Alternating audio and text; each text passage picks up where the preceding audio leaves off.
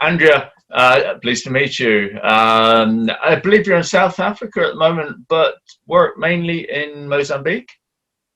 I do. I've been in Africa for 20 years now. I mainly work in southern Mozambique in the province of Inhambane, but I happen to be in South Africa at the moment. How is it there right now? Well, it's pretty wet, I have to say. We've had it's La Nina year for us, and we've just come off the back of 3 cyclones. And so we've had a lot of wind and a lot of rain this season. So it's kind of a ooey gooey, slippery kind of situation here. Gosh, is that climate change? It is. It's real. Yeah, no, extraordinary. It was. I did hear on the news they were talking about the big freeze in Texas, and one of their top politicians said, "Well, this isn't climate change." And I thought, the earth should be getting hotter. They shouldn't be having freezes. Yeah, that's definitely one of the misconceptions, that everyone thinks climate change means everything's just going to get warmer. But that's actually not. If you listen, climate change, the climate is changing. It doesn't necessarily mean that it's getting hotter or colder everywhere, but it's just changing. And one of the things that we're just experiencing is dramatic weather shifts. And as far as our research goes, that means that where things used to be very predictable, now things are very unpredictable, and it's difficult for us scientists to, plan ahead or even expect things, because everything's all over the place now. Yeah, sure. I couldn't believe I was hearing what I heard. Can we just start with the Marine Megafauna Foundation, of which you're a co-founder?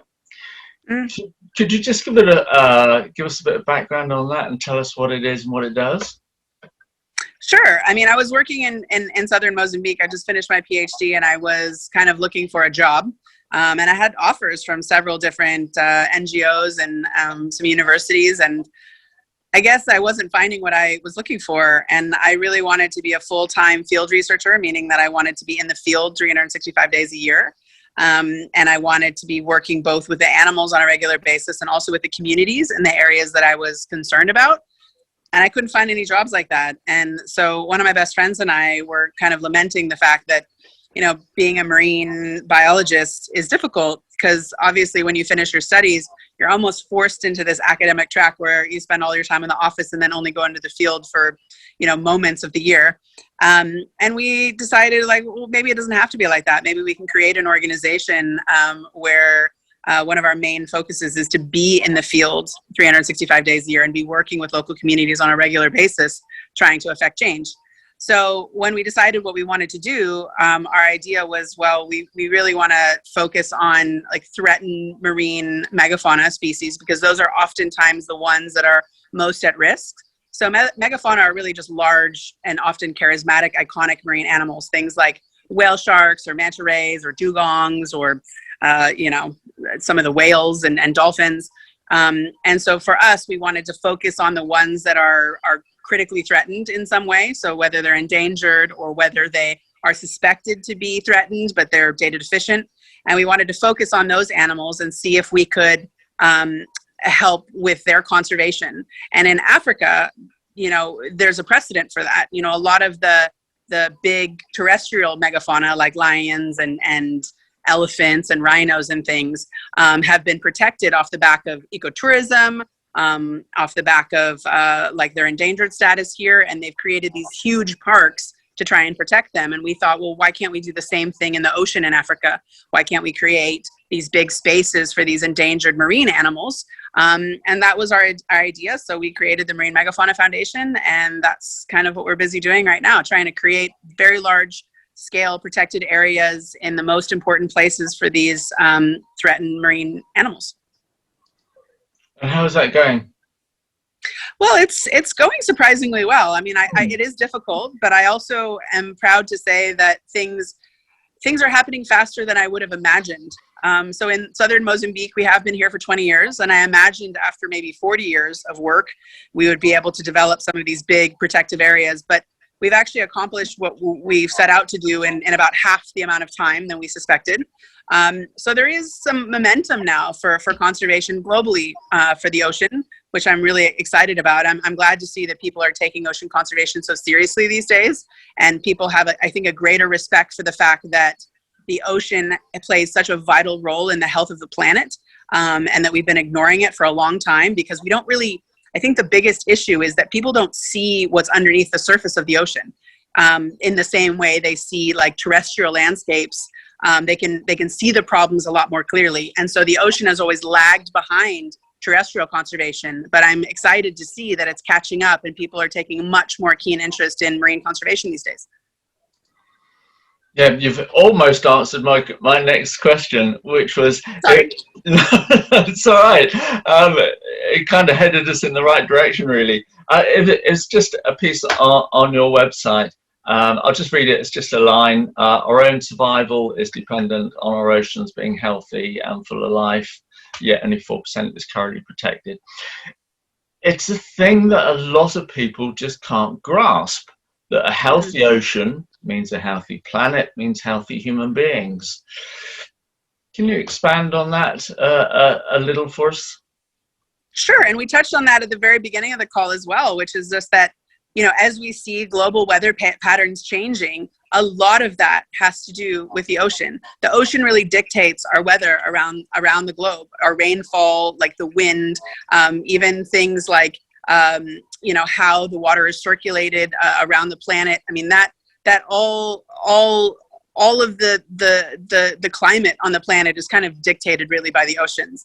And when you think about, I mean, I know that a lot of people enjoy eating fish, but they probably don't realize that, you know, marine life really is supporting the planet, especially a lot of the more impoverished countries in the world, some of the developing countries of the world. I mean, they're very, very much dependent on the ocean. And so just for the food security issues, we need a healthy ocean, because if the ocean starts dying, people are going to not have enough food to eat. And so for so many different reasons, I think people are starting to understand that we are really, really dependent on healthy oceans. And we have been neglecting it, and the ocean is dying all over the planet. I mean, it doesn't take much. You just have to look at a few studies to see that, like, across the board. We just published a study in Nature a couple of weeks ago that showed an incredible decline in pelagic sharks over the last half a century. And almost every single scientific study out there on oceans is just showing the same trends. I mean, just populations of animals, the health of corals, everything is on the decline in the ocean at the moment. There's not very many positive stories, except in the areas where they're being protected properly. So I think we really need to start understanding that, like, the oceans are in trouble, and we need to actually really work towards conserving them as fast as we can. Yeah, absolutely, 100% agree. Are there any signs at all of that trend turning in your sphere? Well, in protected areas, we've seen a lot of positive evidence that if you leave the ocean to its own devices, if you can just protect it, it can actually rebound quite quickly. That's the beautiful thing about the ocean, is it has a real resilience to it. It has the ability to bounce back quickly if you leave it alone. And that's the idea behind creating these large-scale marine protected areas in very specific places around the world, that we're hoping that we can regenerate a lot of the life. We're hoping that we can protect that food security that we need. We're hoping that we can turn things around by just creating enough marine protected areas in the places that they're needed. You know, really key biodiversity areas, areas of critical importance. And I think from the initial results we're getting back, it's pretty hopeful that if we can protect these areas, that the ocean is going to help itself come back just naturally. Yeah. I believe one of your favorite topics to be working on is Manta Rays. Yeah. Why Manta Rays? Well, why not? No, I was actually a shark specialist, and my whole life I've been absolutely infatuated with sharks ever since I was about 5 years old. That's all I ever wanted to be. But I was volunteering, and I have been for many, many, many years now, for the IUCN, doing red list assessments to trying to get a better understanding of what shark species are endangered, and kind of really assess their conservation status better. And one of the species I got slid across my desk a number of years ago, 20 years ago, was mantas. And doing that assessment, I realized that no one was studying them and they were in a lot of trouble, but we didn't really have enough information to assess them properly. And we didn't have enough information to protect them properly. And I was just in Africa and I stumbled upon a huge, very healthy population of mantas in Mozambique. And I thought, well, you know, why not me? You know, why can't I study these? You know, why do I always have to be frustrated that there's an animal out there that's not being studied? Why don't I take it upon myself to study them? But honestly, within 6 months of working with them, I fell head over heels in love with them. And I haven't really wanted to study anything else. I am studying other animals now, but it's definitely my favorite animal. And it's something that is such a pleasure to work on. And I think the reason that they're so interesting is just that they are quite an intelligent species, and they're one that's very much enjoys interactions with humans, which is quite rare. And so it makes working on them really easy, and it makes working on them exciting because they want to engage with you. So it's a very different experience as a shark researcher, because normally everything's swimming away from you, but with mantas they actually swim towards you and they want to help you do the work. It's pretty cool. Yes, it'd be great to think that was true. I mean, you know, but that communication. Oh, you're right, it's still there. Yeah, was that sorry. Was that your dog? Yeah, that was a dog. That was a dog. Apologies for that. No worries. So I was going to ask you about the temperament of mantas. As you're saying, I've never seen any evidence of an aggressive manta towards people. But is it actually interest, or is it just, you know, I don't care, they're there? Is it interest in the bubbles? No, it's for sure interest.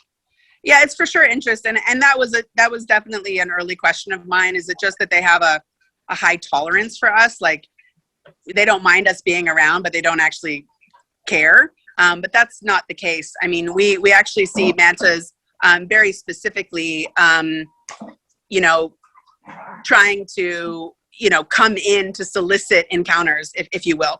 So, you know, they're very curious by nature. And one of the things that we've been studying recently is just how social they are. We had a paper come out last year. One of my PhD students is doing a really great job in looking at the social networking of mantas. So he's been able to demonstrate that Manta Rays specifically interact with specific individuals in like a society, almost like we live. You know, they visit certain areas with certain individuals, kind of like we would go to our favorite coffee shops with our friends, if you will. So they specifically spend time with certain individuals. They seem to have a social structure, and they really do seem to kind of seek out humans, because I think they realize that we're not threatening, and that we're also highly intelligent, and they really are curious. They like to interact with us. It's not about just them coming in and having a look. They, you know, sometimes mantas will hang out with us for 2-3 hours at a time, just completely interacting with us. It's unlike any other fish that I've ever spent time with underwater. They are very, very unusual animals. That must be quite stunning. What a wonderful feeling just to spend so long with such a magnificent animal. Yeah, it is really special. My goodness. In terms of research and things, do you do tagging or anything like that? Yeah, I mean, yeah. And what are you doing? Sorry. Well, that's one of the benefits of studying an animal. I mean, now there's plenty of people that study mantas, but when I began, really, we were kind of forging all this new ground, and you have the ability to study anything when you're the first to study it. So, you know, we kind of initially started looking at, you know, how do you tell the difference between mantas, and kind of realize that they have these unique spot patterns on them and you can ID them. So that allowed us to understand how large populations were, because you could actually count individuals over time. And then we thought, okay, now we know more about how large the populations are, but we only see them during the day for a few hours at a time. Where do they go? So then you start putting tags on them, different kinds of tags, some of them acoustic tags, sometimes satellite tags. And all of those tags give you a different information, and it gives you a better idea of what their daily habits are like.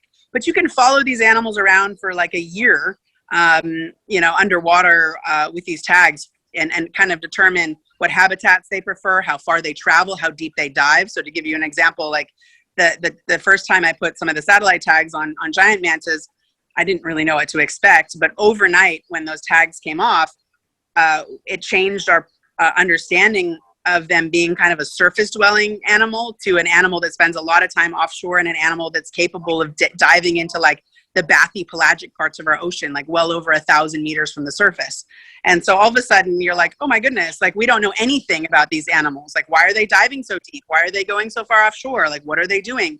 And then that leads you to studying things like their feeding ecology. You know, why are they doing these things? Or what are they eating? So then you start to do studies about what they're eating. And it just goes, you know, it's just that natural progression, like things organically kind of, you get these new questions and then you can answer it. And I just feel really lucky to be living in an age where we have the cool technology and innovation happening, where we can actually ask questions with amazing technology and get answers back. It's a very cool time to be a scientist right now. Yes, absolutely. Throughout my career, especially the early career, I've always been so frustrated because I wanted to do exactly what you're doing, not in terms of research, but in terms of filming. You know, the thought of having the technology to do this stuff, and it was just on the cusp. You know, it was like starting to appear, but it never really succeeded. It's funny that you mentioned that, because my husband, you know, many years ago, I mean, he started out with like GoPros, you know, and he was shooting with GoPros and filming all that we were doing underwater, and now he's shooting on a, you know, a RED, you know, in 8K.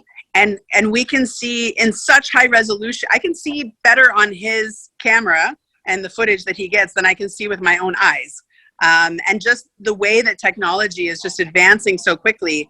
But it's really a great time to be, you know, capturing footage or doing research, because that technology is just allowing us to answer questions so much quicker and so much better than we ever have before.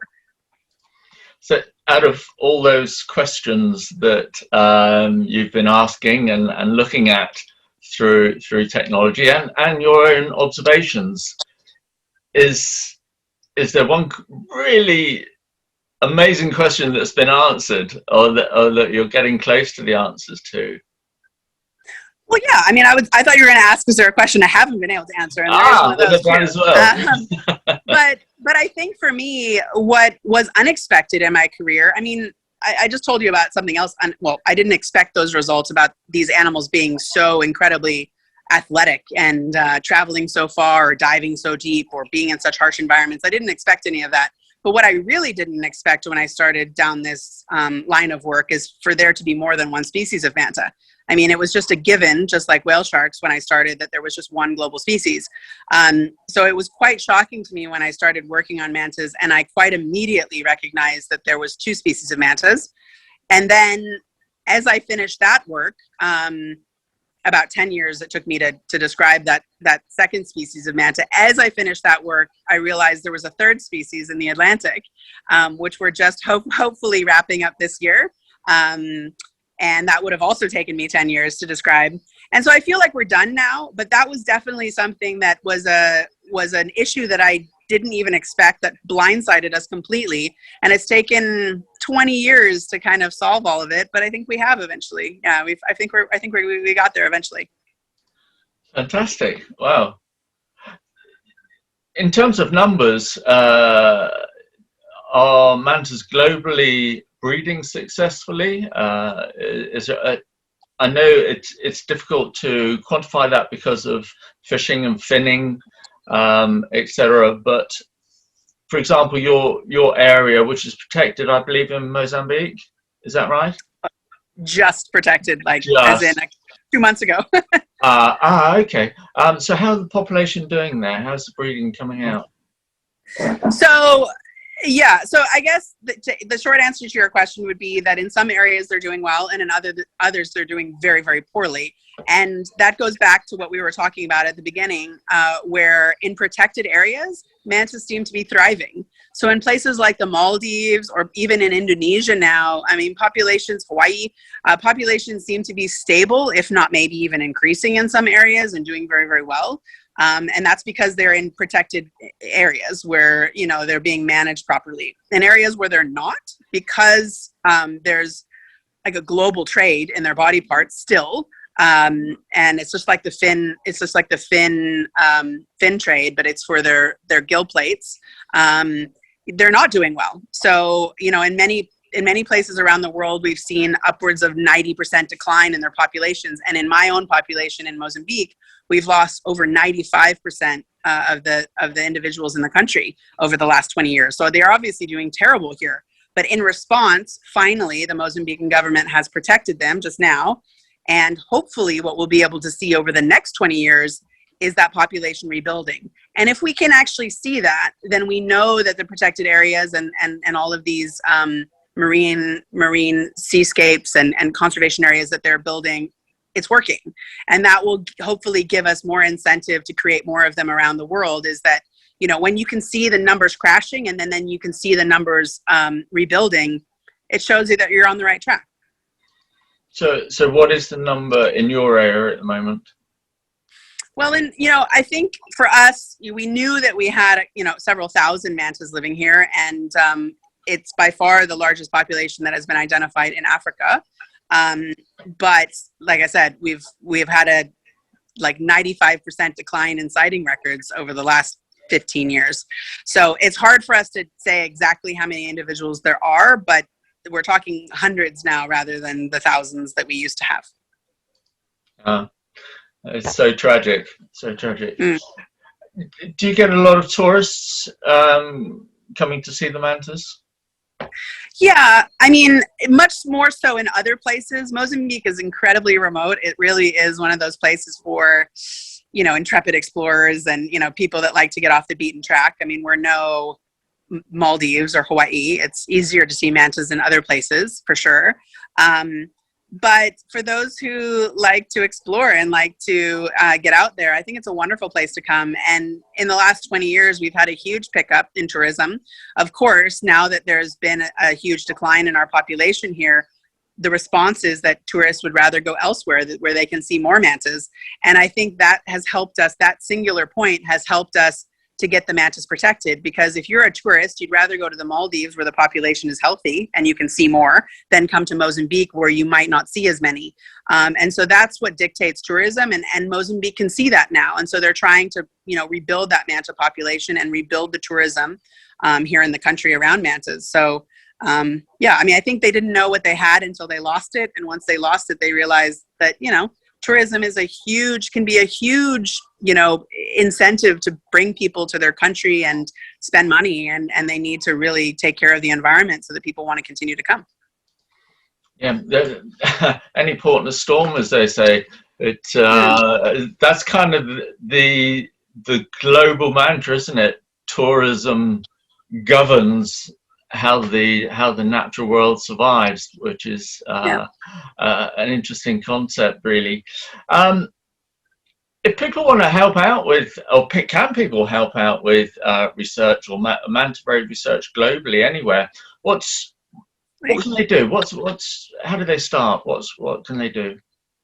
Well, I've always been on a personal quest to make research more accessible to people, and I think that's because I wanted to be a researcher since I was 5, and when I was 12 and I got certified to dive, all I wanted to do was help out. And I always felt like there was this disconnect between just traditional, scuba divers, just like a normal scuba diver, and scientists. I kind of, always wanted to get involved, but kind of felt like the scientist did the science and you as a diver couldn't really get involved. Or if you could, you were giving data into a black hole and you never knew what happened to it. You never knew how your contributions made a difference.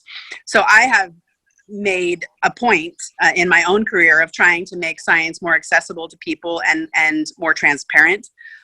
So just on the real research side of things, we developed like a global database for mantas. It's called Manta Matcher. And once we realized that you can tell different mantas, dogs again. Once we determined that you could tell different mantas apart, we developed an algorithm, much like the FBI fingerprint, kind of algorithm, to be able to, automatically differentiate between mantas. And then we put it online. So any diver anywhere in the world, like let's say you're in the Maldives, you can take a picture of a manta, you can upload it to Manta Matcher. It can cross-check it against all of the mantas in the world, tell you if that manta's been seen before, and if it has, it'll give you the whole history of the times it's been seen. If it hasn't, then you get to, put a new record of a manta in. And then every single time that manta is seen in the future, you're connected to that animal now. So it'll send you a sightings, record that your manta has been seen now here and there. So it kind of just is a way to connect people to the animals and connect people to the research that's going on. And then, as scientists, we're becoming much more transparent. When we publish things are more accessible now. People are now being able to be a part of the results and find out what the findings are from all of the work that we're doing. So I think that's a way to be able to connect and also make people more empathetic about the cause, but also about how difficult it is to be a researcher. Most people that are connecting with us is like, wow, this stuff you're doing is really hard. And it's really hard to study animals underwater.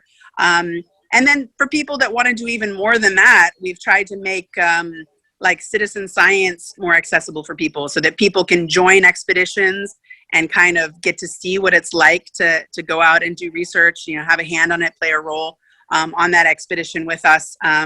So we've created opportunities like that as well. So, I mean, yes, when I was young, the only way that you could connect with an organization is to give money. And of course, all of the organizations allow you to be members and, read our online magazines and things like that. But we're actually trying to make it so that people can get more directly involved, because I think through getting directly involved, you have a stake in the research and conservation yourself. And then you're connected to it for life. Yeah, indeed. Absolutely. You're quite right. Remember, also myself as a young person, the only way I could get involved other than filming or something and joining a little group was money. Do you want to donate? And then you're never quite sure where the money was going. So absolutely not. I'll tell you another way that people are connecting, and I really like to see this too, is that there's a couple of apps and things that are coming out now, and I'm a part of one called Milky Wire, where you can follow researchers. You can support us on there financially too, but you don't have to. But you can follow us every day as well, in the field, in a way where when I was young, I had heroes like Sylvia Earle or Eugenie Clark, people like that. And I always wanted to know what they were doing. I always wanted to know what it was like to be in the field and what they were doing every single day. And there was zero way for you to find it. You could read their book, and that was it. And now with all these cool apps, you can really connect with researchers around the world on a day-to-day basis. You can see exactly what my field team is doing, 3, 4, 5 times a week, and really get a behind-the-scenes kind of understanding of what it's like to be a field researcher. And then also some people, it helps them decide if that's what they want to do with their career. And this is the stuff that was just never available to me when I was younger, but I always wanted it. So I'm really excited to be a part of these initiatives, because I remember how hard it was not to be able to connect with these people when I was younger. And I feel very privileged that it's different now and that I can connect with people through these, types of, online platforms like today. Yeah, indeed. Absolutely. Andrea, it's been lovely talking to you. Just one thing, how do mantas fit in the world? I mean, what would actually happen now if I click my fingers and all the mantas were to disappear? How would things change? Well, the world would be a far lesser place without mantas, just in general. Of course, but you're quite right. I do get asked that question sometimes, and it is a difficult question to answer, because there are some species that, keystone species or animals that really have huge ecosystem effects if they're removed. Things like top predators, whether on the land or in the ocean, they can have catastrophic effects on ecosystems if they're removed. Other animals, that are not maybe top predators, things like mantas or things like rhinos.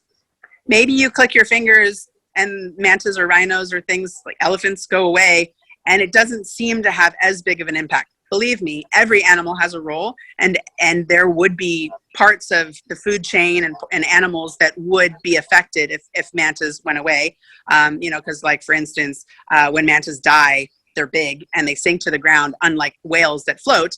And of course, they're feeding entire ecosystems on the bottom of the ocean. But on a big, broad scale, maybe you wouldn't notice. But one of the things that I believe is in the ocean, just like on land, you need these iconic species, even if they don't play a huge role in the ecosystem per se. You need these guys to be champions for conservation, because believe me, people don't go out to see, sea urchins, and people don't go out to see, little snails on seagrass. People connect with these charismatic, iconic animals. And so they play a huge role as an ambassador in getting people connected to the ocean, and, making people want to care about, these big causes. And so I think that can be their role, yeah. Yeah. And I still feel we don't know enough to actually be able to determine fully what would happen if things like rhinos or mantas disappeared. I mean, the ecosystems are so complex. They're so complex. Yeah. There would be absolutely an impact, but it may not be as obvious or severe as the removal of something else. But that doesn't mean that there's not an impact. And the problem is nothing happens in isolation. So what we're seeing all over the world is a mass extinction event, and all kinds of animals are going extinct. And what's going to happen is there's going to be an incredibly big problem when so many individual animal species are removed at once, is definitely what we're going to see. Yeah. Andrea, lovely. Thank you very much. Appreciate your time. I hope your dogs have been comfortable there. Oh, have you frozen up? You have. Sorry, I'm back. Oh, you're back again. Well done. Well done. Well, look, thank you again, and good luck with all the future research. Thank you. It was nice chatting to you today. You too. Take care now. Bye. Bye.